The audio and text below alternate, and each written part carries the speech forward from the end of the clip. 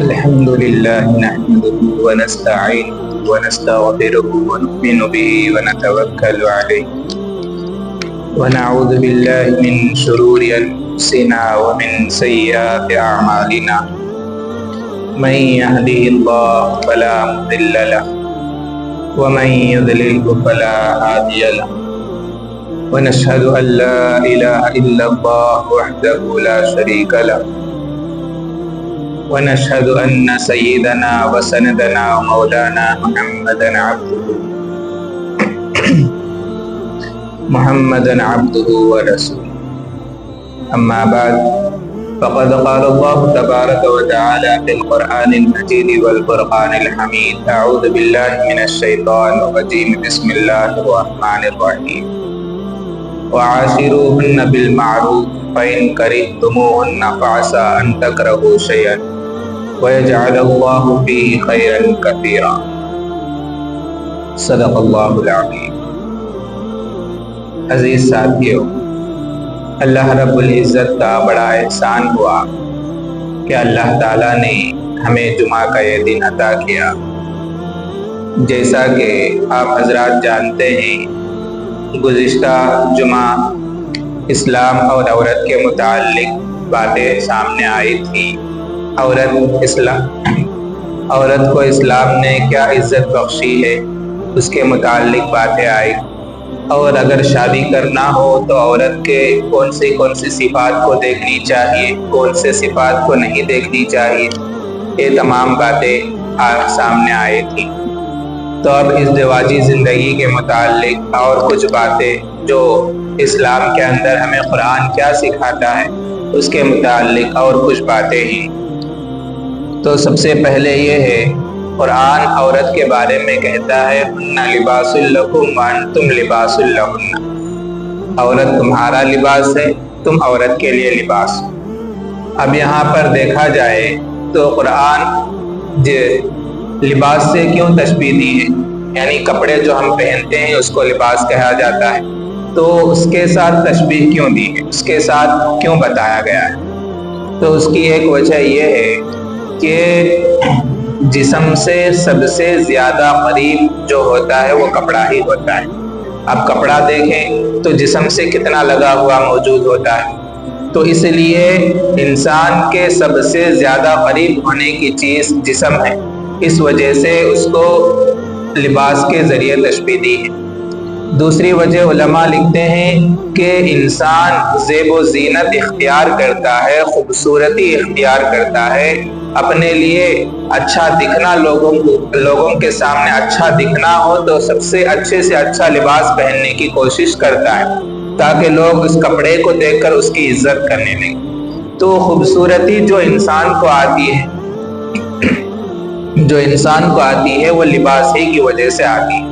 اگر اچھا لباس پہنتا ہے تو اندر کا انسان اور خوبصورت دکھنے لگتا ہے، اگر اچھا لباس نہیں، گھٹیا لباس پہنا تو لوگ بھی کہیں گے کیا ایسا لباس پہنا ہے۔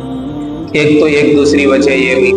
تیسری ایک وجہ اور بھی ہے جو علماء فرماتے ہیں کہ جیسے انسان اپنے جسم پر ہونے والے کپڑے کی حفاظت کرتا ہے، اسی طرح وہ اپنے گھر والوں کی بھی حفاظت کرے۔ جیسے اگر کپڑے پر کھانا کھاتے ہوئے کوئی دھبا لگ گیا یا کوئی سالن وغیرہ گر جاتی ہے تو اس سے بچنے کی بہت زیادہ کوشش کرتا ہے۔ روڈ پر جا رہا ہو، جاتے ہوئے گاڑی اگر آ رہی ہو تو چیکڑ اچھلنے کا اندیشہ ہو تو اس سے بچنے کی بھرپور کوشش کرتا ہے۔ تو اسی طرح اپنی زندگی کو بھی دوسروں کی کہی ہوئی باتوں میں آنے سے اپنے بیوی بچوں کی حفاظت بھی کرنا ہے۔ اس لیے اللہ تعالیٰ نے قرآن کے اندر اس لباس کے ذریعے تشبیہ دی ہے، جس طرح تم اپنے لباس کی حفاظت کرتے ہو، جس طرح تم اپنے لباس سے زیب و زینت اختیار کرتے ہو، جس طرح تمہارے جسم سے لباس بہت زیادہ قریب ہے، اسی طرح تم بھی اپنے گھر والوں کی، اپنے ازدواجی زندگی کی بھی حفاظت کرو۔ اس طرح اللہ تعالیٰ نے اسی وجہ سے کہا ہے ہن لباس لکم وانتم لباس لہن۔ تو سب سے پہلی بات یہ ہے کہ اس کو لباس کے ذریعے تشبیہ دی گئی، اور اس وجہ سے بھی کہ عورت کو جوتی نہ سمجھو، یعنی گھر میں کام کرنے والی، گھر میں کپڑے دھونے والی، گھر میں انڈا دھونے والی، یہاں تک ہی اس کو نہ رکھو، بلکہ وہ ایک خوبصورت چیز ہے، خوبصورتی کے لیے بنائی گئی ہے، تو وہ خوبصورتی چیز جہاں پر رکھنی ہے وہاں پر رکھنی چاہیے۔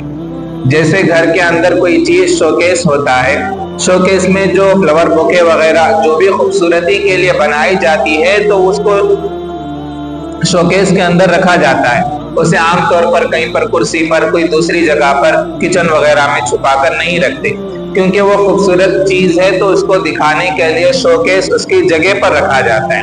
تو عورت بھی ایک خوبصورت چیز ہے، جس کو جو جگہ دینا ہے اس کو وہ جگہ پر رکھنا ضروری ہے، اس کو چوتی سمجھنا، اس کو کوئی غلط سلط سمجھنا یہ اچھی بات نہیں ہے۔ تو اب یہ بیوی کو اسی وجہ سے اللہ نے لباس کے ذریعے تشبیہ دی ہے۔ اب بیوی کے حقوق کیا ہیں؟ تو اس کے اندر سے سب سے بیوی کے حقوق کے بارے میں آتا ہے کہ سب سے پہلے عورت کو ٹیڑھی ہڈی سے بنایا گیا ہے، ٹیڑھی پسلی سے بنایا گیا ہے۔ اب یہ ٹیڑھا پن رہنا ہی اس کی صفت ہے اور یہی اس کی خوبصورتی ہے۔ اگر کوئی انسان کہے کہ میرے جسم کے اندر ہڈیاں ٹیڑھے ہیں، نہیں میں سیدھا ہونا بولے تو وہ سیدھا کرے گا تو باقی رہے گا؟ نہیں، چلا جائے گا، ہڈیاں ٹوٹ جائے گی، انہی ختم ہو جائے گا۔ میرے ہڈیاں بھی سیدھا رہنا، میرے پسلیاں سیدھا رہنا، میرا کھوپڑی بھی سیدھا رہنا بولے تو جیسا ہے ویسا ہی رہے گا، تو اس کی خوبصورتی رہے گی، اسی سے وہ خوبصورت انسان بن سکے گا۔ نہیں، میرے ہڈیاں، ہاتھا، انگلیاں سب بھی سیدھا رہنا بول کر اگر وہ کو سیدھا کرنے کی کوشش کرے گا تو ہڈی ٹوٹ جائے گی، یہ بھی چل بسے گا۔ تو اسی طرح عورت کو ٹیڑھی ہڈی سے بنایا گیا تو یہی اس کی خوبصورتی ہے۔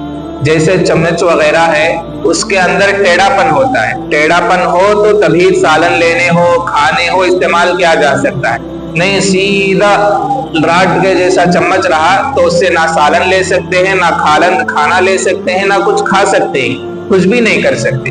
تو جس طرح چمچ ٹیڑھا ہو تو وہی اس کی خوبصورتی ہے، جس طرح ہڈی انسان کے اندر ٹیڑھا ہو تو یہی اس کی خوبصورتی ہے، تو عورت بھی ٹیڑھے رہنے ہی میں اس کے اندر خوبصورتی ہے۔ اور دوسری بات یہ ہے کہ عورت غفلت کے اندر رہنا ہی انسان کے لیے اچھا ہے، یعنی عورت اگر غفلت میں رہتی ہے، دنیا کے داری کے بارے میں اتنا جانچ نہیں رکھتی، دنیا کے بارے میں اتنے معلومات نہیں رکھتی، تو یہی اس کی خوبصورتی دوسری خوبصورتی ہوگی۔ کیونکہ اگر اس کا عورت کو دنیا داری معلوم ہو جائے گی، دنیا والے کس طرح کرتے ہیں معلوم ہو جائے گا، تو عورت جب اپڈیٹ ہو جائے گی تو پریشانی مرد کے لیے بہت زیادہ ہو جائے گی۔ جتنا زیادہ اس کو اپڈیٹ کرنے کی کوشش کرو گے اتنا زیادہ مشکل مرد کو خود اٹھانا پڑے گا۔ اس کو غفلت میں رہنا ہی، اس کا بھول جانا ہی انسان کے لیے زیادہ خوبصورت ہے۔ عورت کے لیے وہی انسان آسانی، عورت کے لیے اور مرد کے لیے، دونوں میاں بیوی کے لیے یہی اچھائی ہے۔ اگر وہ اپڈیٹ ہو جائے گی، لوگوں کے بارے میں معلومات زیادہ ہوں گے، لوگوں کے مزاج زیادہ معلوم ہوں گے، لوگوں سے ملنساری زیادہ ہوگی، تو اسی کے لیے مرد کے لیے ہی زیادہ نقصان دہ ہوگا۔ اس لیے عورت کا غفلت میں رہنا ہی زیادہ خوبصورت ہے۔ اور عورت کو زبردستی سیدھا نہ کرنے کی کوشش نہ کریں۔ عورت اگر زبردستی سیدھا کرنے کی کوشش کریں گے تو اس سے فائدہ اٹھانے کے بجائے اس کو توڑ بیٹھو گے۔ اللہ کے نبی نے یہی فرمایا کہ عورت ٹیڑھی پسلی سے بنائی گئی ہے تو اس کے مزاج کے اندر تھوڑا ٹیڑھا پن ہوگا، تو ہمیں اس کو سمجھنے کی ضرورت ہے، اسی سے ویسا ہی فائدہ اٹھانے کی کوشش کرنی چاہیے۔ اگر اس کے مزاج کو نہیں سیدھا ہونا، میں اٹھو بولے تو اٹھنا، بیٹھو بولے تو بیٹھنا، اس طرح مزاج اگر بنائیں گے تو اس سے اس کے فائدہ اٹھانے کے بجائے اس کو توڑ بیٹھو گے، اس رشتے کو ختم کر کے بیٹھو گے۔ اس لیے ازدواجی زندگی کے اندر عورت سے اس کے ٹیڑھے پن سے ہی فائدہ اٹھانے کی ضرورت ہے۔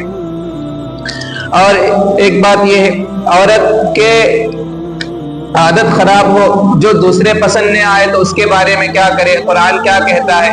اللہ کے فرماتے ہیں کہ ہر چیز کے اندر پازیٹیو اور نیگیٹو دونوں چیزیں ہوتی ہیں، اچھائی اور برائی دونوں چیزیں ہر عورت کے اندر، ہر انسان کے اندر ہوتے ہیں۔ تو ہر انسان سب کے سب عادتیں خراب ہو ایسا کبھی نہیں ہو سکتا۔ کوئی نہ کوئی اچھائی اس مرد کے اندر بھی ہوں گی، اسی طرح اس عورت کے اندر کوئی نہ کوئی اچھائی ضرور ہوں گی، تو اس اچھائی کو ہمیں لینی چاہیے، برائی کو درگزر کرنے کی کوشش کرنی چاہیے۔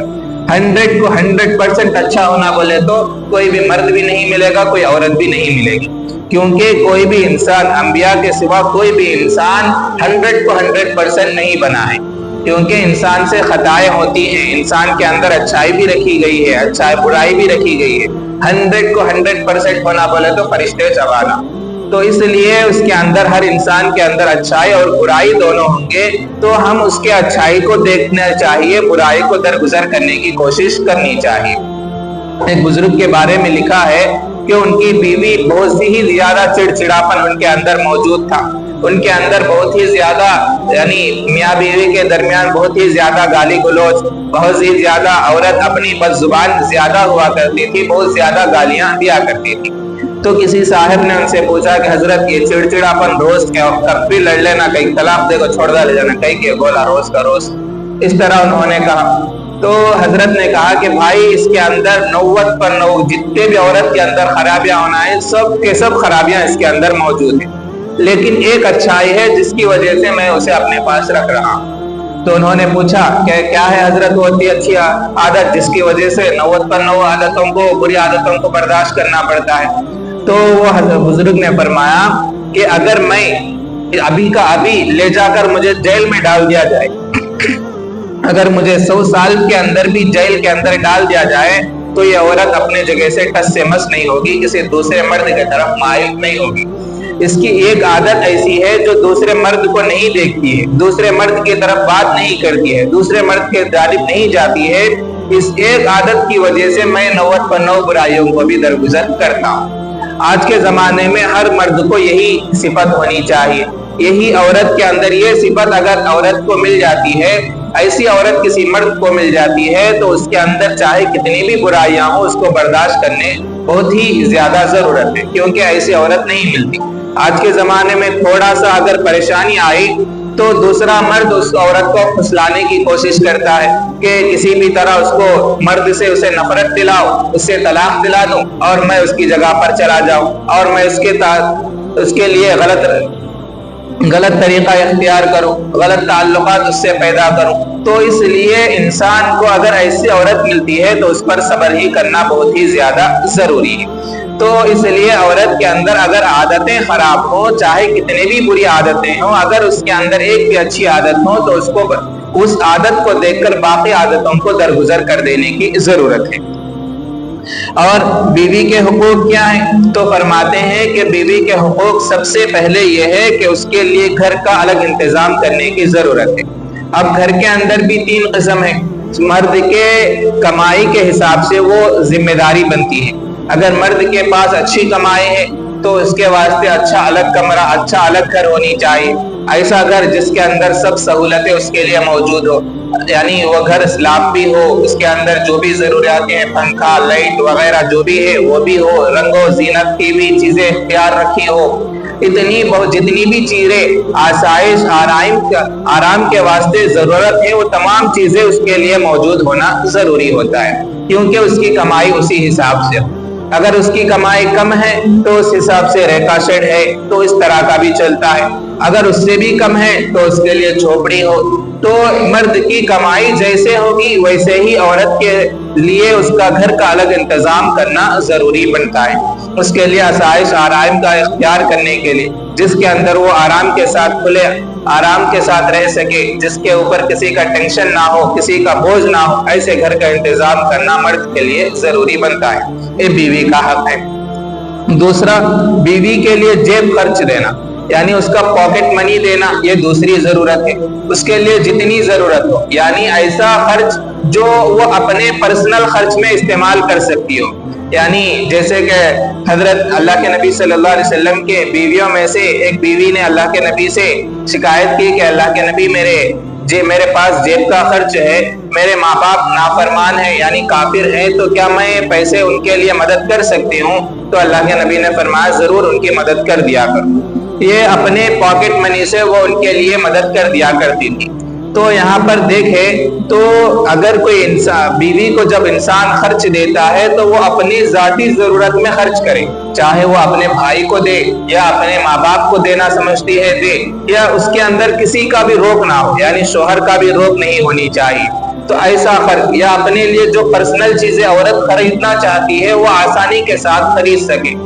اب یہ خرچ کتنا دینا ہے وہ شوہر کی ذمہ داری ہے کہ اس کی کمائی کے حساب سے جتنا دینا چاہتا ہے، 500 دے، 1000 دے، 1500، 2000، اس کی کمائی جیسی ہے اس حساب سے اس کو پاکٹ خرچ دینی چاہیے، جس کو وہ کھلے طور پر کسی کے بھی آبجیکشن رکھے بغیر وہ آسانی سے استعمال کر سکے، کسی کا بھی روک ٹوک اس پیسوں کے اندر نہیں ہونی چاہیے، ایسا وہ خرچ کر سکے۔ تو دوسرا حق یہ ہے کہ اس کا جیب خرچ دیا جائے، اور اتنا بھی زیادہ نہیں دینا کہ وہ فضول خرچی کرنے لگے، یعنی ایکسٹرا ایسا دیا، 10,000 دے دیا مہینے کو، دے کو یہ تیرا پاکٹ منی ہے بول کر دے دیا، اب وہ فضول خرچی کی عادت بن گئی ہے، غلط سلط چیزیں خرید رہی ہے، بیکار کی چیزیں خرید رہی ہے، اتنا بھی فضول خرچی کرنے کی عادت اس کو نہیں ڈالنی چاہیے، فضول خرچی سے بھی اس کو بچانے کی ضرورت ہے۔ تیسرا حق یہ ہے کہ کھانے کا انتظام شوہر کو خود کرنی چاہیے۔ عورت اگر اپنے شوہر کے پاس رہتی ہے تو شوہر کو چاہیے کہ اپنے بیوی کے کھانے پینے کا انتظام خود کرنی چاہیے، یعنی بیوی کا بھی کھانے کا انتظام کرے اور اپنے لیے بھی کرنی چاہیے۔ اگر بیوی خود اپنے جانب سے آپ کے لیے پکا کر کھلا رہی ہے، آپ کے واسطے پکا رہی ہے، تو ہمارے اوپر احسان کر رہی ہے، ہمارے اوپر اچھائی کا معاملہ ہمارے ساتھ کر رہی ہے، تو اس لیے انسان کو چاہیے کہ اس کے کھانے کا انتظام بھی کرنا انسان مرد کے لیے ضروری ہے۔ اور شوہر کی ماں باپ کی خدمت کرنا یہ بھی عورت کے ذمے نہیں ہے، یہ خود شوہر کے ذمے ہے کہ خود شوہر اپنے ماں باپ کی خدمت کرے۔ اگر عورت اس کے اپنے جانب سے میرے ساس سسرانا، میرے مرد کے اماں باوانا بول کر عورت خود کر رہی ہے تو وہ اس کا احسان ہے، تو ساس سسروں کو بھی چاہیے کہ اپنے بہو کے احسان کو مانے، کہ اس کے لیے دعائیں دے، اس کی خدمت اگر کر رہی ہے تو اگر نہ کرنے کی وجہ سے اپنے بچے کو اس کے خلاف نہ اچھالے، اس کے خلاف نہ بھڑکائے کہ تیری جور ایسا کرنا نہیں، ایسا کرتی ہے بول کر الٹی سیدھے میاں بیوی کے درمیان لڑائی کے باتیں نہیں کرنی چاہیے۔ تو اگر وہ خدمت کر رہی ہے تو احسان ہے، اگر نہیں کر رہی ہے تو اس کے اوپر کوئی ذمہ داری نہیں، تو بیٹے سے کہا جائے گا کہ بیٹا تو جا کر خدمت کر، اپنے بیوی کو زور زبردستی مت کر۔ تو اس لیے انسان کو چاہیے کہ مرد کو چاہیے کہ اپنے ماں باپ کی خدمت خود کرنی چاہیے۔ اور اسی طرح اگر عورت کھانا پکا رہی ہے تو اس کے کھانے کی تعریف کرنا بھی ضروری ہے، کیونکہ انسان کے اندر کھانے کے اندر عیب نکالنے کی عادت زیادہ ہوتی ہے، تو اس کے کھانے کی تعریف کرنا یہ بھی اس کا حق بنتا ہے۔ اور عورت کو بھی چاہیے کہ شوہر کے اجازت کے بغیر اپنے گھر سے نہ نکلے، شوہر جب تک اجازت نہ دے تب تک عورت اپنے شوہر کے گھر سے نہیں نکل سکتی ہے۔ اور سلف صالحین کا معمول بھی رہا ہے کہ جب عورتوں کو یعنی اپنے بچیوں کو جب نکاح کر کے اپنے سسرال والوں کے پاس بھیجتے تھے تو ان کو سورہ نساء اور سورہ مائدہ کی سورہ نساء اور اسی طرح سورہ نور کی آیتیں اور اس کی تفسیر کو پڑھا کر بھیجتے تھے۔ اس سے کیا ہوتا ہے، اس کے اندر تمام عورتوں کے بارے میں حقوق کیا ہے، ازدواجی زندگی کس طرح گزارنی چاہیے، ازدواجی زندگی میں کیسے رہنی چاہیے، اس کی تمام باتیں ان آیتوں کے اندر موجود ہے۔ یہ سلف صالحین کا معمول ہے۔ تو ایک واقعہ ہے کہ عرب کی ایک مشہور عالمہ تھی جو اپنے بیٹے کو رخصت کر رہی تھی، تو اس وقت اپنے بیٹے کو اس نے 10 نصیحتیں کی تھی۔ وہ نصیحتیں آج کے زمانے میں کوئی بھی عورت اپنے بچے کو نہیں کرتی ہے، جو بہت ہی عام ہے۔ تو اس لیے ان عورت نے عالمہ نے اپنے بیٹے کو پہلی نصیحت یہ کی ہے کہ شوہر کے گھر جا کر قناعت والی زندگی اختیار کرے۔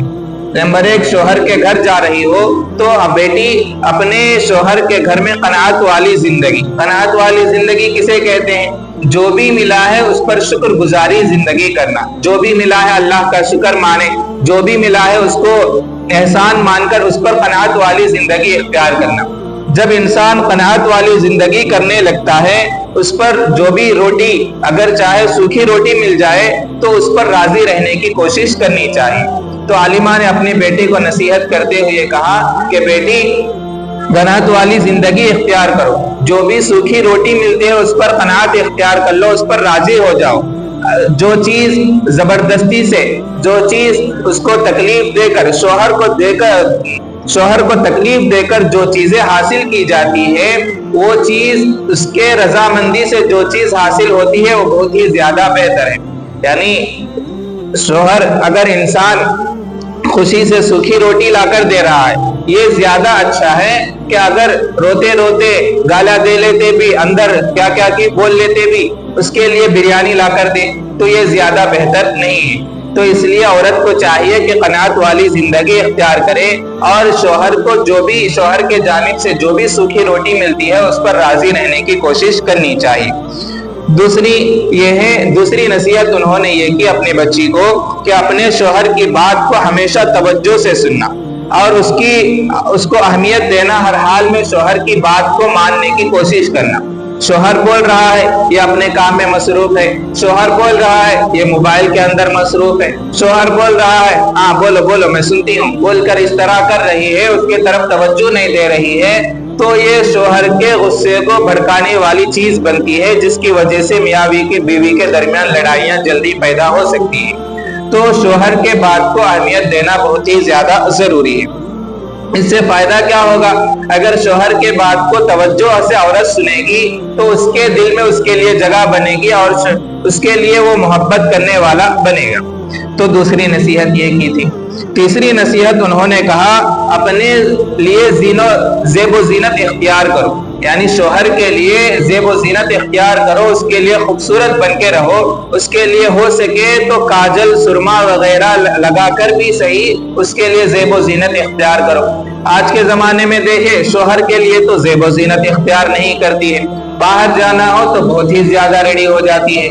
तो इससे क्या होता है, शोहर बाहर झांकने के लिए फिरने लगता है। औरत को चाहिए कि शोहर के लिए ज़ेब ज़ीनत इख्तियार करे, खूबसूरत बढ़ के रहे।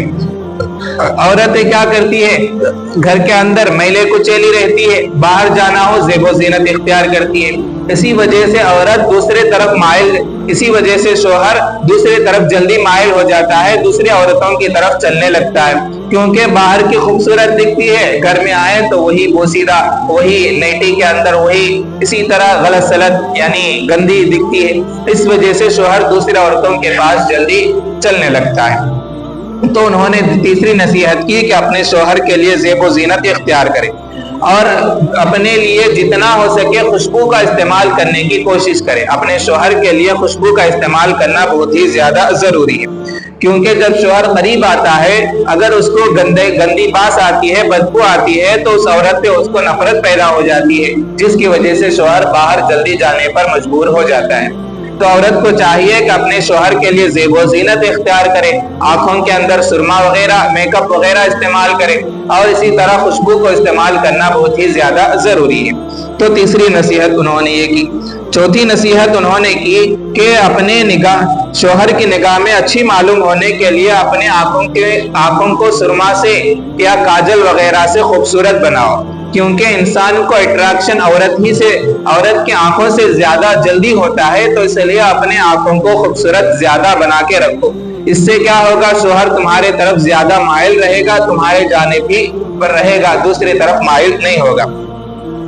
और पांचवी नसीहत उन्होंने ये की थी कि बेटी शोहर का खाना वक्त पर पहले बना लिया करो, क्योंकि अगर वक्त पर खाना नहीं मिलता है तो ये इंसान के भड़कने के ज्यादा चांसेस ज्यादा होते हैं। यानी घर को खाना के भूख लगती है, शोहर काम में से आया, भूख लगती है, खाना का बोले तो अभी चढ़ाई गति है, अब उसका पारा बढ़ जाता है, जिसकी वजह से मियाँ बीवी के दरमियान लड़ाइयाँ बढ़ने लगती है। तो औरत को चाहिए कि शोहर के टाइम टेबल के हिसाब से खाने का इंतजाम करना, वक्त पर खाना बनाना, ये बहुत ही ज्यादा जरूरी है। वक्त पर अगर खाना नहीं बनाती है तो शोहर के गुस्से को भड़काने वाली बनती है, जिससे मियाँ बीवी के दरमियान लड़ाइयाँ जल्दी पैदा होती है, क्योंकि भूख में इंसान को बहुत ज्यादा गुस्सा आ जाता है। अगरचे कि छोटी बात होती है, भूख की वजह से इंसान के अंदर गुस्से की आग जल्दी भड़क जाती है।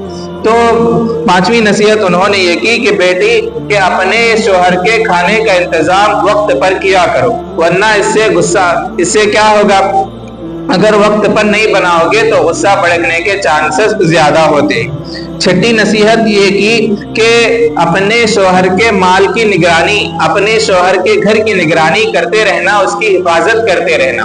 इससे शोहर के दिमाग के अंदर, शोहर के दिल के अंदर उसकी मोहब्बत पैदा होगी कि मेरी बीवी अपने घर की हिफाजत कर रही है, मेरे माल की हिफाजत कर रही है, बेकार के खर्चे नहीं कर रही है, तो उससे शोहर के दिल में उसकी अहमियत पैदा होगी।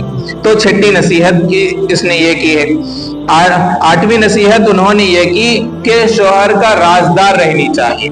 शौहर के राजदार, शौहर के जो भी पर्सनल बातें हैं, चाहे वो उसके ऐब के एतबार से हो या कोई दूसरे एतबार से हो, दूसरों से शेयर नहीं करनी चाहिए। राज की बातें भी शेयर नहीं करनी चाहिए। इसी तरह शौहर के अंदर कुछ कमियां हो, शौहर के अंदर कुछ बुराइयां हो, तो ये भी दूसरों तक शेयर आगे नहीं बढ़ानी चाहिए। इससे क्या होगा, अगर शौहर के राज की बातें दूसरों को पहुंचाओगी, दूसरों को मालूमात करोगी, उससे तुम्हारा जो एतकाद है, जो भरोसा है, वो खत्म हो जाएगा और तुम पर कभी भी वो भरोसा करने वाला नहीं बनेगा। इसलिए औरत को चाहिए कि अपने शौहर का राजदार रहनी चाहिए। और 8वीं बात उन्होंने ये की है कि तुम्हारे शौहर किसी बात पर गमगीन हो तो अपने किसी खुशी का इजहार उसके सामने नहीं करना। यानी शौहर किसी गम में है, कोई मुसीबत और परेशानी के अंदर मायूस बैठा हुआ है, मसलन कारोबार के अंदर नुकसान हुआ है या कोई घर के किसी का इंतकाल की वजह से गमगीन है, तो औरत अब आकर खुशी खुशी से अपने घर के बारे में खुशखबरी सुना रही है, मेरे भाई को बच्चा पैदा हुआ करते, मेरे अम्मी को हमारा अब्बा ये दिलाए करते। बीवी आकर अपने शौहर को खुशी की खबर सुना रही है। शौहर पहले से अपने दूसरे प्रॉब्लम की वजह से मायूस है, तो इससे क्या होगा, इससे शौहर के दिल में उसके लिए ऐसा करने से उसके गम में शरीक होने के बजाय खुशी का इजहार करेंगे तो शौहर को इस पर और भी ज्यादा तकलीफ होगी। क्यों? इसलिए कि ये रो रहा है, ये बीवी आकर हंस रही है, तो उस पर शौहर को और गुस्सा आ जाएगा, उस पर भरोसा खत्म हो जाएगा, उसके खिलाफ नफरत करने लगेगा। इसलिए शौहर को, बीवी को चाहिए कि शौहर गम में हो तो अपनी किसी भी खुशी का इजहार अपने शौहर के सामने नहीं बतानी चाहिए। और 9वीं नसीहत ये की है कि अगर शौहर के निगाह में आकिल बनना चाहती हो, काबिल एहतराम बनने चाहती हो, तो इज्जत एहतराम का, शौहर के इज्जत एहतराम का बहुत ही ज्यादा ख्याल करनी चाहिए। इससे क्या होगा, शौहर की निगाह में तुम्हारी इज्जत बढ़ेगी, शौहर की निगाह में तुम्हारा एहतराम बढ़ेगा, शौहर की निगाह में तुम्हारा काबिल बढ़ेगा, इज्जत बढ़ेगा। तो इसलिए शौहर की इज्जत करोगे तो तुम्हारा एहतराम वो भी ज्यादा करने लगेगा। 9वीं नसीहत ये की। 10वीं नसीहत ये की फरमाई कि बेटी, 10वीं नसीहत है, इसको अपने पल्लों से घाटी बांध लो और उसको अच्छी तरह याद रखो कि उसके अपने शौहर की बात रखने के लिए तुम अपने पसंद और नापसंद को मारना पड़ेगा। यानी बहुत सारी मर्तबा ऐसा होता है कि अपने नापसंद और पसंद के खिलाफ अक्सर लड़ाइयां हो जाती है। मसलन बाजार गए, बीवी को ये ड्रेस पसंद आया, शौहर को ये ड्रेस पसंद आता है, तो अपने पसंद की चीज को शौहर के पसंद के वास्ते खत्म कर देती है। शौहर को ये पसंद ना, उसके वास्ते अपने पसंद को रोक लेना, ये औरत के लिए बहुत ही ज्यादा जरूरी है। इससे क्या होगा, शौहर के दिल में उसकी मोहब्बत और भी बढ़ेगी। तो 10वीं नसीहत ये की कि अपने पसंद को शौहर के पसंद के वास्ते बहुत ही मर्तबा अपने ख्यालात को, अपने पसंदीदा चीजों को, अपनी आदतों को, औरत को बदलना बहुत ही ज्यादा जरूरी होता है। अगर नहीं बदलती है, मेरी आदत ऐसी नहीं, मैं ऐसा करती नहीं, मैं ऐसा रहती, मैं ऐसा करती, मैं ये पहनती, मुझे ये पसंद, मुझे वो पसंद, अगर औरत इस तरह करते रहेगी तो वो जिंदगी ज्यादा देर तक नहीं रुक सकेगी, दोनों के दरमियान दरार आना शुरू हो जाएगी। इसलिए औरत को चाहिए अपने शौहर के पसंद के लिए अपने शौहर को मारना बहुत ही ज्यादा जरूरी होता है। मसलन बाज घरों में होता है कि शौहर को गाय का गोश्त, मुर्गी, नीस खाना ज्यादा पसंद होता है, लेकिन औरत को नीस खाना पसंद नहीं होता, तो लेकिन शौहर के वास्ते वो पकाने सीखना बहुत ही ज्यादा जरूरी है। अपने पसंद को मारना पड़े, नहीं हमारा अम्मा घर में मैं असल नीसी छीमनी, मुझे बासी बनता नहीं, मैं पकाती नहीं बोलेगी तो इससे लड़ाइयां शुरू हो जाएगी। शौहर को अगर कोई कलर पहनना पसंद नहीं है, तो कोई ड्रेस पहनना पसंद नहीं है, तो शौहर के लिए अपने उस ड्रेस को पहनना छोड़ देना बहुत ही ज्यादा जरूरी है। नहीं मैं वो ड्रेस ही पहन, तुम्हारा कहीं पसंद आता नहीं, इतना अच्छा है तो तुझे अच्छा है, तेरी तबीयत के हिसाब से अच्छा है, लेकिन शौहर को पसंद नहीं आया है तो अपने पसंद को मारना बहुत ही ज्यादा जरूरी है। इस तरह हर मौके पर होता है मियाँ बीवी के दरमियान, तब तक अपने लिए, शौहर के लिए अपने पसंद को नहीं मारेगी तब तक वो जिंदगी ज्यादा सवारेगी, नहीं सवार सकती। अगर नहीं मैं ऐसा छती, मैं बदलतमीज नहीं बोली, तो उससे बहुत ही ज्यादा लड़ाइयां होने वाली है। और फरमाते हैं, उलमा फरमाते हैं कि बदजुबान औरत अपने शौहर के लिए खबर का रास्ता आसान करती है। यानी शौहर की کڑوی کڑوی باتیں جب بار بار بولتی ہے تو شوہر کو تکلیف پر تکلیف زیادہ ہوتی ہے، تو شوہر کا قبر کا راستہ آسان ہوتا ہے، یعنی جلدی وہ چلا جائے گا، یہ باقی ویسے کی ویسے ہی رہ جائے گی بغیر شوہر کے۔ تو اس لیے عورت کو چاہیے اور شوہر کو، میاں بیوی کو چاہیے کہ اپنے درمیان الفت کی پیدا کرنے کے لیے شوہر کو اپنے حقوق جاننا بہت ہی زیادہ ضروری ہے، عورت کو اپنے حقوق جاننا بہت ہی زیادہ ضروری ہے۔ اللہ تعالیٰ کہنے سننے سے زیادہ عمل کرنے کی توفیق عطا فرمائے۔ وما علی الا البلاغ۔